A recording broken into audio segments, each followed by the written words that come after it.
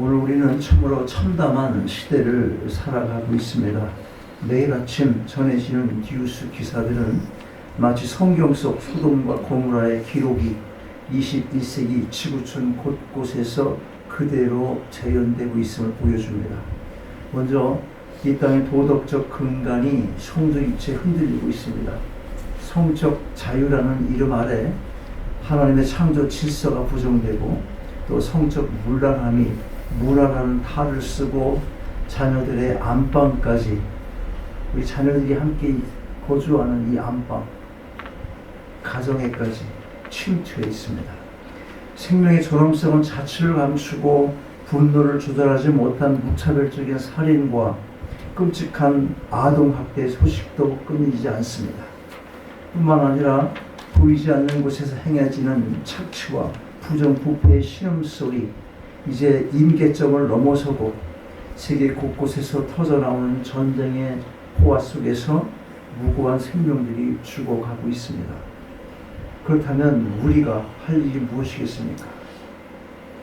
세상이 어두울수록 빛이 필요하고 부패가 심할수록 소금이 절실하게 필요하듯이 제약의 부르짖음이 하늘을 찌를 때 가장 필요한 것은 바로 하나님 이 땅을 불쌍히 여기어 주시옵소서라고 외치는 한 사람의 눈물 어린 기도인 것입니다.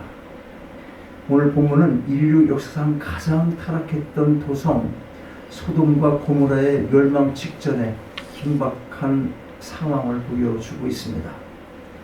그리고 그 멸망의 불길을 막아서기 위해 하나님 앞에 단호히 섰던 한 사람, 누굽니까? 아브라함. 바로 아브라함을 소개합니다. 오늘 이 말씀을 통해 이 시대를 살아가는 우리가 얻어야 할 삶의 태도가 무엇인지를 살펴보고자 합니다. 첫째로, 하나님은 제약의 소리에 응답하시는 공의로운 통치자이심을 알아야 합니다. 20절, 21절 아까 읽었는데 다시 한번 잠깐 같이 읽겠어요. 20절, 21절 시작. 여호와께서 또 이르시되 소돔과 고모라에 대한 부르짖음이 크고 그 제약이 심히 무거우니 내가 이제 내려가서 그 모든 향한 곳이 과연 내게 들린 부르짖음과 같은지 그렇지 않은지 내가 보고 알려 합니다. 성경은 소돔과 고모라의 제약이 심히 무겁다고 기록합니다. 여기서 부르짖음에 해당하는 히브리어 자아카라는 단어는 단순히 시끄러운 소리가 아니라 학대받는 자, 억울한 자, 고통당하는 자들이 하늘을 향해 터뜨리는 비명인 것입니다. 여러분, 하나님은 멀리 계신 분이 아니라 이 땅에서 일어나는 모든 불의와 신음소리를 경청하시는 분이십니다. 21절에서 내가 이제 내려가서 보려 하노라 이렇게 기록을 하는데, 이 표현은 하나님이 무지해서 잘 몰라서, 뭐가 뭔지 잘 몰라서 직접 보지 않고는 잘 모르기 때문에 그래서 내려가서 보겠다 그런 의미가 아니라 심판을 집행하기 전 철저히 사실을 확인하시는 재판장의 공정함을 보여주는 것입니다. 하나님은 인간의 자유의지를 존중하시되 그 자유가 타인의 권리를 짓밟는 제약으로 변질될 때 반드시 개입하시는 분이십니다. 19세기 영국의 사회개혁가 윌리엄 웰버포스는 당시 단연시되던 노예제도의 비참한 부르짖음을 들었습니다. 사람들은 그것이 경제성장을 위해서는 어쩔 수 없다 그렇게 말했지만, 이 윌버포스는 그것이 하나님의 공의에 어긋나는 제약임을 깨달았습니다. 20년이 넘는 세월 동안 비난과 여러 위협 속에서도 국회에서 그 부르짖음을 대변했습니다. 결국 영국은 노예제도를 폐지하게 되고, 하나님은 윌버포스라는 한 사람, 이 사람을 통해서 그 시대에 제약된 소리에 응답하시고 공의를 바로 세우신 것입니다. 오늘날 우리가 사는 세상도 소돔과 고모라 못지않은 신음소리가 가득합니다. 물질 만능주의, 도덕적 해이, 그리고 소외된 이웃들의 눈물이 하늘에 사무칩니다. 우리는 이 세상을 보며 세상이 참 악하다, 이렇게 악할 수가 있나, 이렇게 한탄만 하는 데서 그칠 것이 아니라 하나님의 시선으로 이 땅의 아픔을 바라보아야 하는 것입니다. 내 삶의 작은 영역에서부터 모든 불의를 멀리하고 나로 인해 상처받았거나 또는 나로 인해서 고통을 안고 부르짖는 내 주위에 어떤 사람이 없는지 스스로를 엄격히 돌아보아야 하는 것입니다. 여러분, 하나님은 방관자가 아니십니다. 우리의 모든 행위를 보고 계시며 특별히 억울한 자의 소리에 민감하십니다. 하나님의 공의가 살아있음을 기억하고 어두운 세상 속에서도 타협하지 않는 거룩한 삶의 태도를 견지하시기 바랍니다. 둘째로, 하나님의 성품에 근거하여 끈질기게 매달리는 기도의 자세가 필요한 것입니다. 22절부터 25절까지 교독합니다.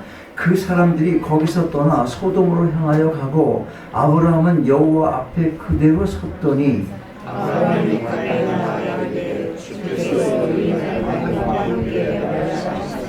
그 성 중에 의인 50명이 있을지라도 주께서 그곳을 멸하시고 그 50 의인을 위하여 용서하지 아니하시리까.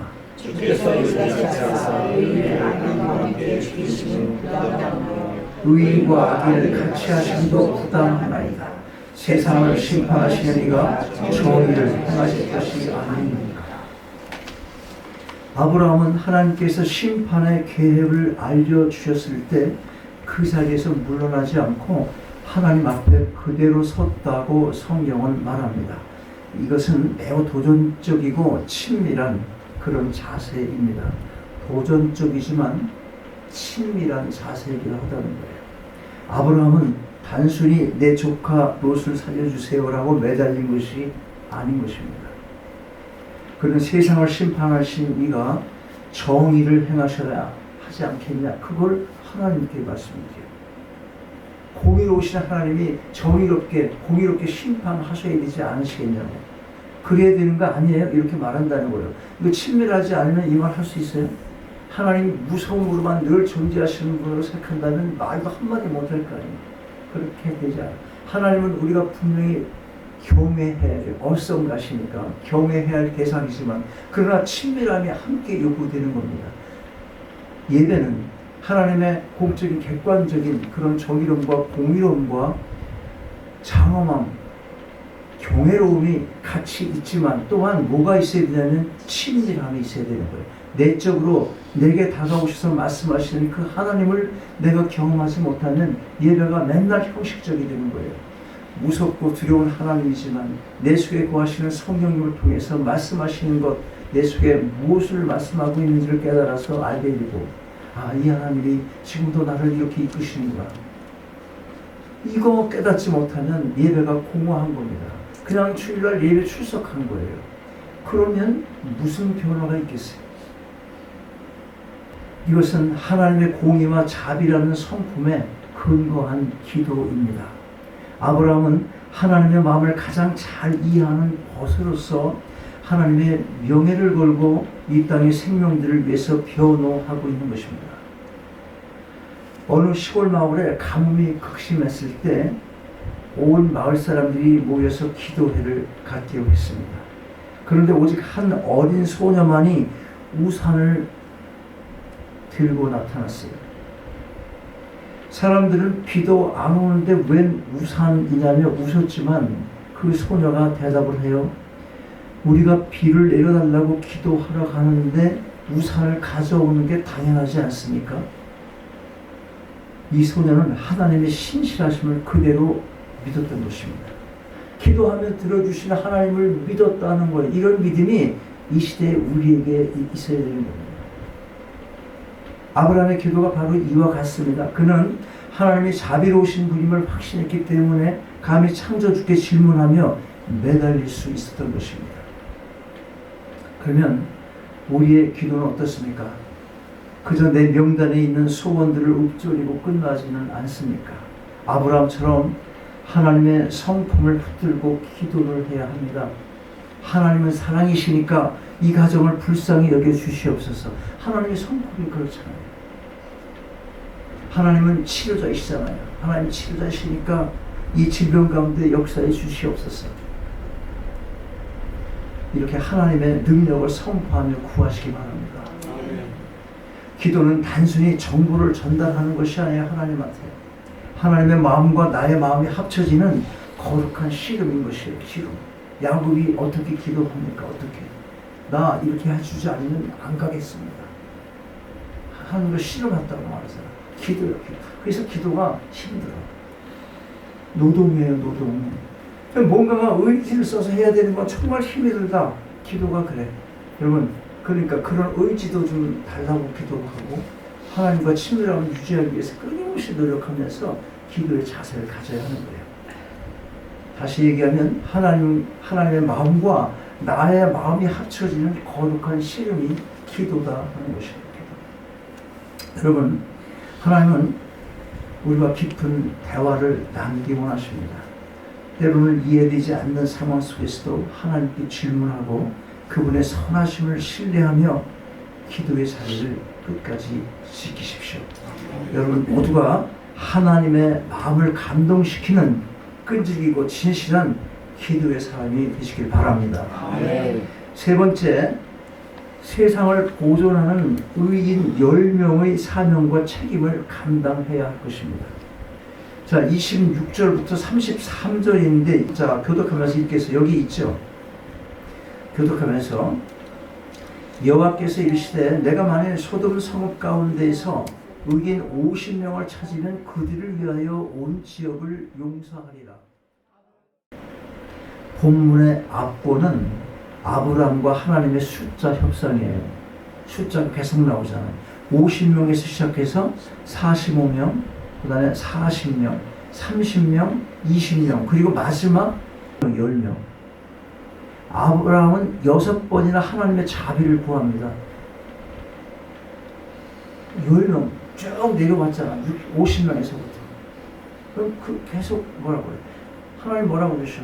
50명? 그 정도에서 양보 못해. 딱 50명은 돼야 돼. 그렇게 말씀하시잖아. 구하니까 그래 10명. 네가 구했지 10명까지 해도 의인이 있다면 내가 멸하지 않겠어. 그런 하나님이세요. 우리 보고 완전한 어떤 절대 기준에 맞춰서 뭘 요구하시는 분이 아니시라니까. 놀라운 점은 아브라함이 숫자를 낮출 때마다 하나님은 단 한 번도 거절하지 않으시고 내가 그 10명으로 말미암아 멸하지 아니하리라 그렇게 응답을 하신다는 겁니다. 이는 하나님께서 심판을 얼마나 망설이시는지 그리고 단 한 사람의 의인이라도 더 찾기를 얼마나 갈망하시는지를 잘 보여주고 있습니다. 결국 소돔이 멸망한 이유는 악인이 많아서가 아니라 그 도성을 지탱한 의인 몇 명이 없었기 때문이야? 몇 명? 10명이 없었기 때문에 망하는 거예요. 제2차 세계대전 당시 나치 학살로부터 유대인들을 구했던 오스카 쉰들러는 세계 2차 전쟁 당시 자신의 전 재산을 털어 약 1200명의 유대인의 목숨을 구했습니다.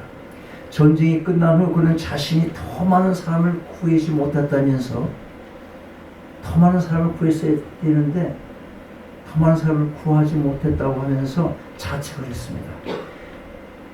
내가 지금 여기 차고 있는 이 금배지, 국회의원 금배지, 이 금배지를 팔았다면 2사람을 더 구했을 텐데 지금 내가 가지고 있는 타고 다니는 저 차를 팔았더라면 10명을 더 구했을 텐데 그러면서 자신을 자책한 것입니다. 그에게는 한 사람의 생명이 온 천하보다 귀했습니다. 하나님께서 소돔을 보시며 느끼셨던 안타까움이 바로 그것이었어요. 멸망의 불길 속에서도 하나님 끝까지 의인 10명을 찾고 계셨던 것입니다. 이 메시지는 오늘날 우리에게 엄중한 책임을 묻습니다. 이 나라가, 이 사회가 왜 이렇게 어두운가라고 묻기 전에 우리는 하나님이 찾으시는 그 의인 10명에 포함되고 있는지를 물어야 할 것입니다. 의인은 죄가 전혀 없는 완벽한 사람이 아니라 아브라함처럼 세상을 가슴에 품고 기도하는 사람, 하나님의 통치를 갈망하며 세상과 구별되게 살려고 애쓰는 사람인 것입니다. 우리가 속한 공동체가 유지되는 이유는 어쩌면 이름 없이 빛도 없이 기도하는 어떤 한 사람 때문일지도 모릅니다. 우리 교회도 그렇습니다. 우리 교회 얼마나 됩니까? 숫자도 얼마 안 되고 대단한 부자 있는 것도 아니잖아. 그래도 지금 7년이야? 6년이야? 유지를 하고 있는데 한 달에 6,500불, 7,000불 꼬박꼬박 나가잖아. 유지하고 있는 거예요. 누군가 이렇게 기도하는 어느 한 사람의 기도가 있어서 지금 유지하는지도 모르는 겁니다. 그런 한 사람이 되어야 하는 거예요. 여러분, 한 사람이 정말 중요합니다. 나 하나쯤이야 라는 생각은 버려야 합니다. 하나님은 지금도 한 사람의 기도를 통해 한 도시의 심판을 유보하시고 한 사람의 거룩한 삶을 통해서 한 가문을 보존하십니다. 여러분, 한 사람 한 사람이 세상을 변화시키는 소수의 남은 자로서 소금과 빛의 사명을 온전히 감당하시기 바랍니다. 정리합니다. 창세기 18장 오늘 본문에서의 대화는 하나님께서 아브라함의 곁을 떠나시는 것으로 마무리됩니다. 하지만 이 대화의 여운은 인류 역사 내내 흐르고 있습니다. 하나님은 공의로운 심판주이시지만 동시에 단 한 영혼이라도 더 구원받기를 원하시는 사랑의 아버지이십니다. 우리는 소돔의 멸망을 보며 두려워할 것이 아니라 그냥 두려워만 할 것이 아니라 아브라함이 보여준 기도의 열정을 회복해야 할 것입니다. 세상은 갈수록 어두워지고 제약의 부르짖음은 커져가지만 하나님은 여전히 그 세상을 위해서 기도에 무릎을 꿇는 한 사람을 찾고 계십니다. 여러분이 바로 그 한 사람이 되어서 멸망해가는 영혼들을 살리고 이 땅에 하나님의 자비를 끌어내리는 귀한 통로가 되시기를 주님의 이름으로 축원합니다. 아버지 하나님, 오늘 아브라함과 하나님의 대화를 통해 우리가 이 시대를 향해 가져야 할 마음이 무엇인지를 깨닫게 하시니 감사드립니다. 세상의 죄악을 보며 비판하기에 급급했던 우리의 입술을 이제는 아브라함처럼 죽어가는 영혼들을 가슴에 품고 하나님의 자비를 구하며 기도의 자리에 서게 하옵소서. 우리가 바로 하나님의 찾으시는 그 의인 10명이 되어 우리 가정을 지키고 일터를 변화시키며 이 나라를 보존하는 거룩한 통로가 되게 하여 주시옵소서. 심판 중에도 긍휼을 잊지 않으시는 하나님의 사랑을 신뢰하며 날마다 기도로 승리하는 삶을 살아가게 하옵소서. 우리 주 예수 그리스도의 이름으로 기도하옵나이다. 아멘. 일어나셔서 함께 찬양하십시오.